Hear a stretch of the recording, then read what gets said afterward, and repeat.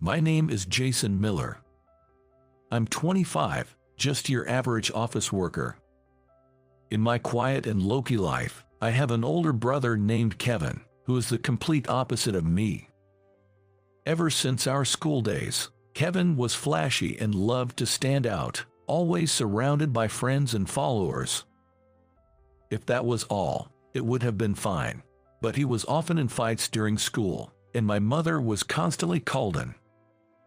No matter how many times he was summoned to school, or how much he made our mom cry, Kevin never seemed to care. For better or worse, he was someone who never allowed himself to be swayed by others, always going his own way. Our mother, who raised us alone, sometimes wondered if she had made a mistake in how she brought him up. But I don't think so.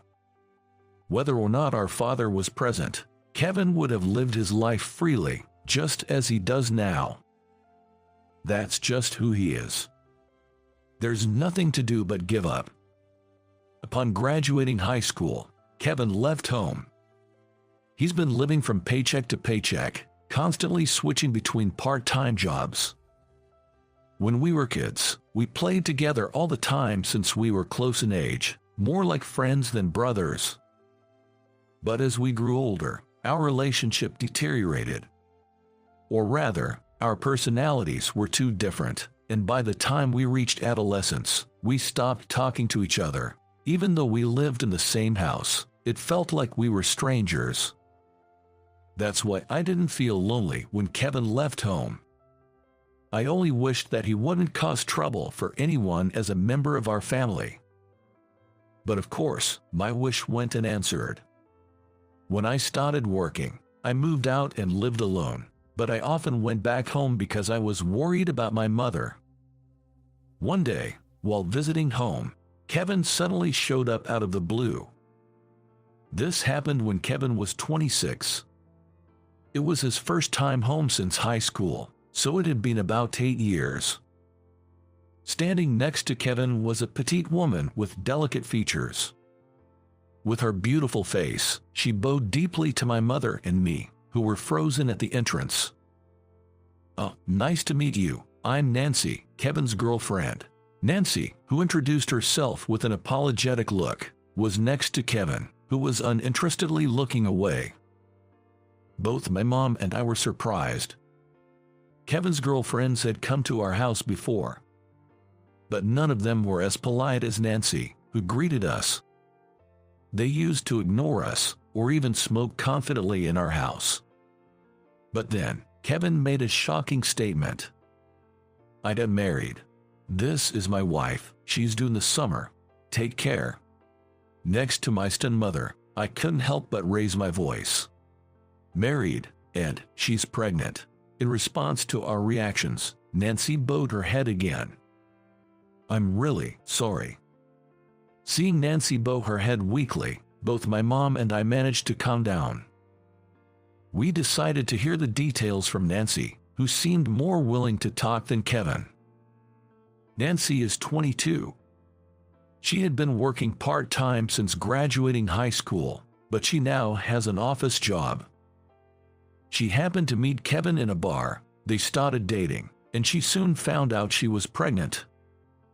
They just got married, and she's currently 5 months pregnant. I had heard from Kevin that he had already spoken to his family about our marriage registration and my pregnancy, said Nancy, her voice wavering. "Until recently, I was bedridden due to severe morning sickness. I had no idea he hadn't spoken. I'm really sorry." Nancy's parents had passed away and she appeared to be estranged from her relatives. From what I had heard, she seemed to be a sensible person, and I couldn't fathom why she was dating Kevin, let alone considering marrying him. But there was a new life growing inside her, so turning her away wasn't an option. Moreover, Kevin seemed incapable of holding down a job for long and was careless with money, leaving him with no savings. Nancy found out only this morning that he was even in debt. When Nancy pointed out their inability to sustain a livelihood, Kevin casually suggested they move in with his parents. My mother and I were dumbstruck. Nancy apologized to us repeatedly, saying she would work and would not cause us any trouble. Kevin, who had put her in debt and impregnated her, did not apologize. However, I couldn't abandon pregnant Nancy, so I accepted her and Kevin into our home. I apologize for my foolish son. Nancy, you must feel helpless without your parents. You must be worried about your living situation because of Kevin. Please live here. I'm still working, and I want you to take care of yourself and prepare for the birth, my mother said. At her words, Nancy's eyes welled up with tears. I'm sorry. As soon as I give birth and am able to work, I will start working immediately. I promise to repay this kindness, she vowed. Both things have gone awry. We are family, and that's what matters. Let's help each other out. Kevin, you need to work hard too. No more wasting money. That's the condition of you living here, got it? Kevin grudgingly accepted the condition. I get it, he muttered. And so, the three of them, my mother, Kevin, and Nancy, started living together. I had been sending money to my mother and decided to increase the amount. My mother told me I didn't need to do that for Kevin, but I was not doing it for him. I was doing it so that my mother and Nancy could live comfortably. There were many things about Kevin that were irritating and frustrating. But what was vexing was the fact that the ones who had to deal with this were our mother and his pregnant wife, Nancy. I was concerned if Nancy, who had just met Kevin after many years of him not coming home, and his mother could manage to live together, but their cohabitation was surprisingly going well. Kevin seemed to be working, and Nancy was a hard worker and considerate, which made life seem more comfortable for our mother. In fact, when Nancy's belly began to grow and she wanted to slow down, it appeared that our mother was there to support her. However, such a life didn't last long. As Nancy entered her final month of pregnancy and they thought the baby might be born any moment, Kevin disappeared. He went to work as usual but never came back. When they called his workplace, they found out that Kevin had gotten into a fight with a coworker and abruptly declared "I quit" a few days ago, and indeed he never showed up to work after that. They haven't been able to get in touch with him since. We had considered accidents or incidents, but they found Kevin's note on the desk in his bedroom. I can't handle this life after all. Being a father too, not happening, sorry. That was it. With just that, Kevin had abandoned Nancy and the child that was about to be born. Nancy broke down crying. She was so distraught that it made me and my mother worried. She didn't have a family home to return to. Kevin was her only family to rely on. I imagine she was terrified about what life would be like with a child on the way.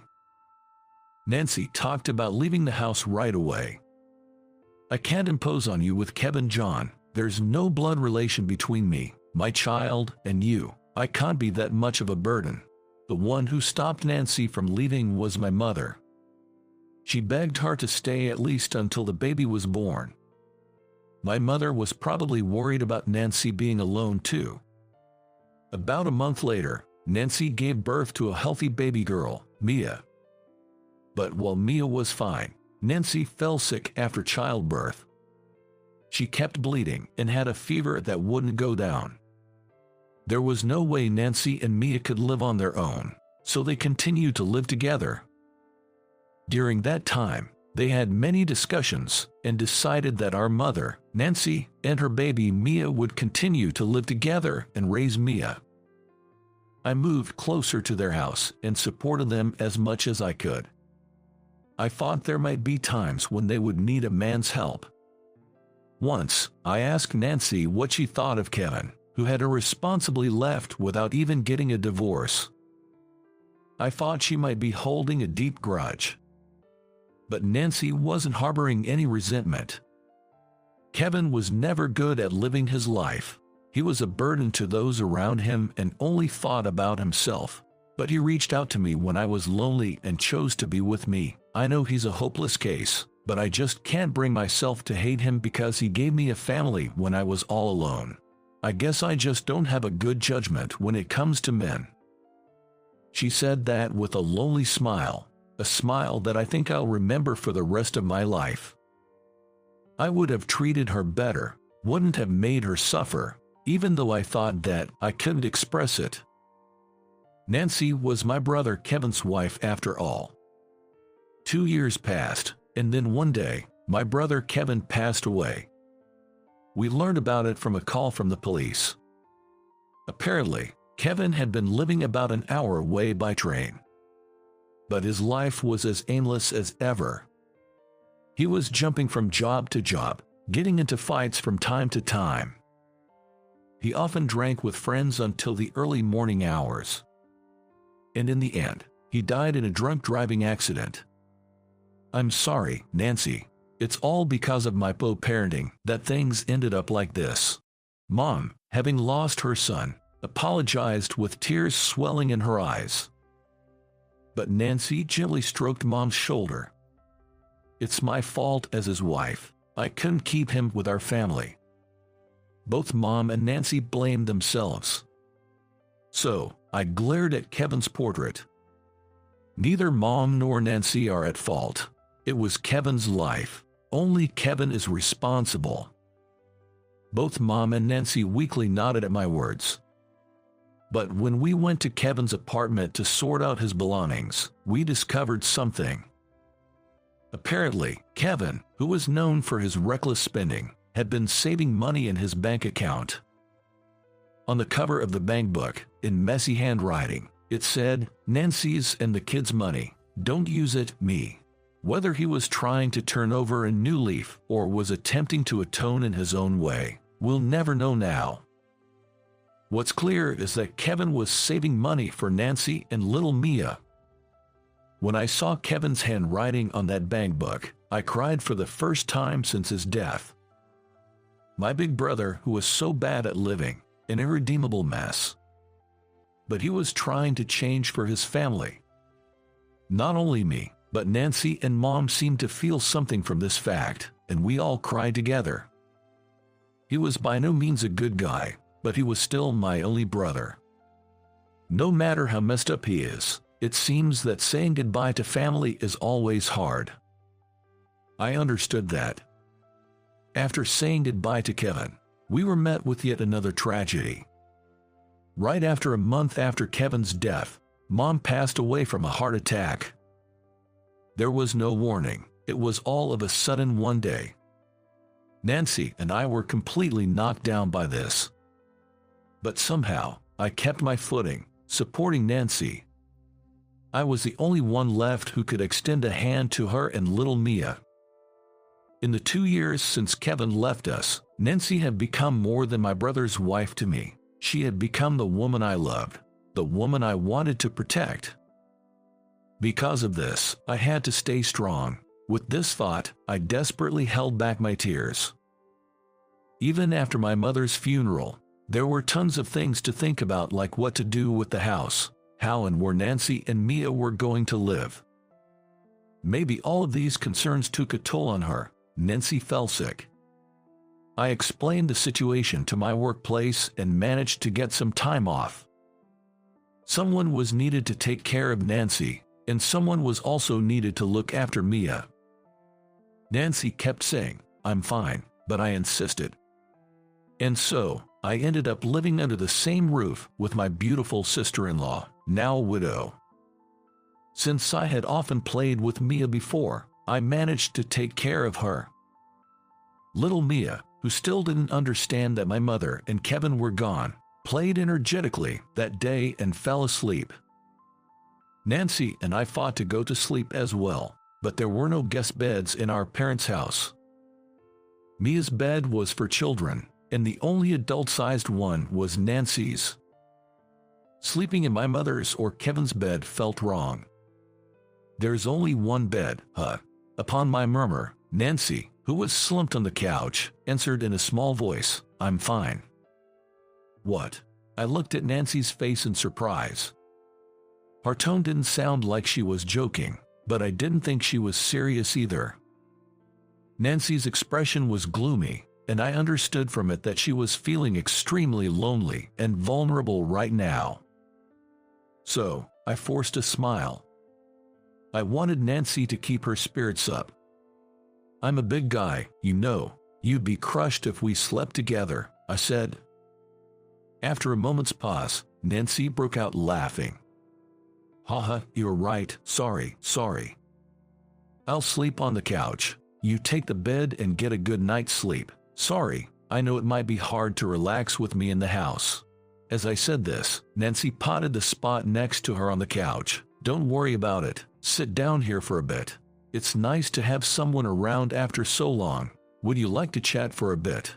There was no way I could refuse an invitation from the woman I loved, so I sat down next to Nancy. She then let out a sigh. She looked good, so she seemed to be feeling okay for now. "A lot has happened," she said.